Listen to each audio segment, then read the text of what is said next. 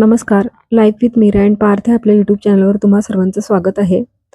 तर आज अहोंना सुट्टी असल्यामुळे मग आम्ही गेलो होतो भाजी आणायला मार्केटला. पण तिथे काही जास्त असं मला व्हिडिओ वगैरे काढता नाही आलं. त्यामुळे मग मी घरी आल्यानंतर ज्या पण काही भाज्या आणल्या होत्या ना, पण शक्यतो मी कधीही भाज्या आणल्या ना, तर अशा मोकळ्या करून न्यूजपेपरवर ठेवून देते. कारण आल्या-आल्या लगेचच निवडणं कधी-कधी होत नाही. त्यामुळे अशा मोकळ्या करून ठेवल्या ना, तर त्या भाज्या अशा लवकर खराब होत नाहीत. आणि काही थोडासा किराणा पण घेऊन आले होते आणि भाज्या मी स्वच्छ कशा करते किंवा स्टोअर कशा करते त्याचे पण मी व्हिडिओ आधी पण शेअर केले होते. तर आजच्या व्हिडिओमध्ये मी अशा काही टिप्स असतात ज्या पालेभाज्यांसाठीच्या, तर त्या तुमच्याशी शेअर करणार आहे. त्यामुळे व्हिडिओ शेवटपर्यंत नक्की बघा. तर ही जी आहे ही गावाकडून आणली होती. डेस्याची भाजी आहे. तर त्याच्या पाण्यांची भाजी आहे आणि डेसे पण आहेत. तर त्याची तर नाही करणार आहे मी आत्ता. आत्ता मी पानांची करणार आहे. त्यामुळे मी ती स्वच्छ धुवून घेतली होती. तर मी रेसिपी बनवतच काही टिप्स आहेत पालेभाज्यांसाठी, तर त्या शेअर करणार आहे. तर पालेभाज्या ज्या आहेत, तर त्या अगदी ताज्या राहण्यासाठी आणि त्यांची चव टिकवण्यासाठी किंवा त्यातील पोषण मूल्य टिकवून ठेवण्यासाठी काही अत्यंत महत्त्वाच्या अशा किचन टिप्स असतात. तर त्या मी या व्हिडिओमध्ये शेअर करणार आहे.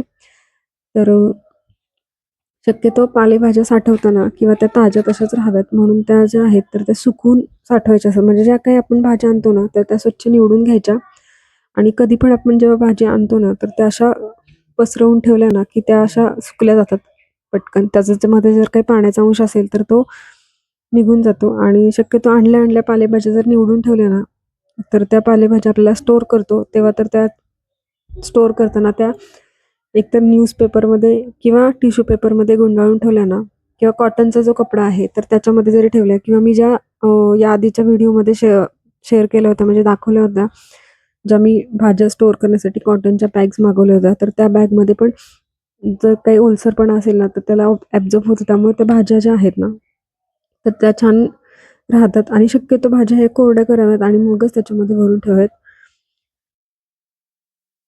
त्याच्यानंतर ची टिप आहे, तर काही भाज्या कडू असतात. म्हणजे जसं की मेथीची भाजी आहे, तर ती जर जास्त कडू वाटत असेल ना, तर ती चिरल्यानंतर थोडंसं त्याला मीठ लावून जर 10 मिनिटं ठेवली आणि नंतर त्याच्यातलं पाणी जे आहे, तर ते थोडंसं पिळून काढलं ना, तर ती भाजी आहे त्याचा कडूपणा कमी होतो.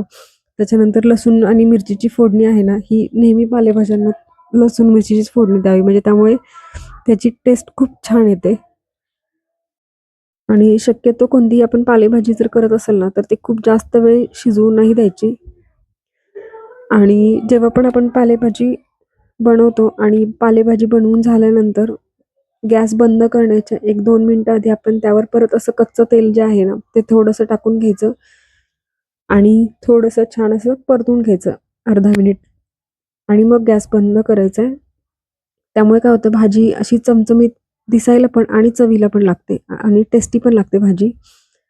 तर त्यामुळे आपण ते तेलही थोडंसं ॲड करायचं आहे आणि जेव्हा पण आपण पालेभाजी आणतो, तर शक्यतो पालेभाज्या जेवढ्या पण आपल्याकडे असतात ना, त्याला भरपूर अशी माती लागलेली असते. त्यामुळे आपण जेव्हा पण त्या भाज्या बनवणार असतो ना, तर त्या बनवण्यापूर्वी आपल्याला त्या भाज्या ज्या आहेत ना, तर त्या आधी तर पाण्यामध्ये बुडेल इतकं पाणी घ्यायचं आणि त्यामध्ये ठेवून द्यायच्या आणि मग आपलं जे काही किचनमधलं काम असतं बाकीचं म्हणजे कणिक मळणं असेल किंवा बाकीची काही तयारी असेल, तर ती करून घ्यायची. म्हणजे ते सगळं होईपर्यंत ती भाजी आहे ना, त्याला जी पण काही माती लागलेली असेल ना, तर ती आपल्या त्या पाण्याच्या तळाशी जाऊन बसते आणि आपल्याला भाजी स्वच्छ करताना खूप जास्त वेळ लागतही नाही. अगदी झटपट आपली भाजी आहे, तर 1-2 पाण्याने स्वच्छ होते. तर सुरुवातीलाच भाजी आपण पाण्यामध्ये ठेवली ना, की त्याचं स्वच्छ करणं सोपं जातं. तर अशा काही किचन टिप्स होत्या आपण पालेभाज्या बनवताना. तर त्या तुमच्याशी मी आजच्या व्हिडिओमध्ये शेअर केल्या. जर आजचा व्हिडिओ आवडला असेल तर व्हिडिओला नक्की लाईक करा, कमेंट करा, शेअर करा आणि आपल्या life with Meera and Parth या यूट्यूब चॅनलला सबस्क्राईब केलं नसेल तर नक्की सबस्क्राईब करा आणि बेल आयकॉनवर क्लिक करा, जेणेकरून येणाऱ्या व्हिडिओजच्या नोटिफिकेशन तुम्हाला सर्वात आधी मिळतील. चला तर मग भेटूया पुन्हा एकदा अशाच एका नवीन व्हिडिओमध्ये. तोपर्यंत stay healthy, stay happy. Thank you so much. Thanks to watching my video. Bye bye.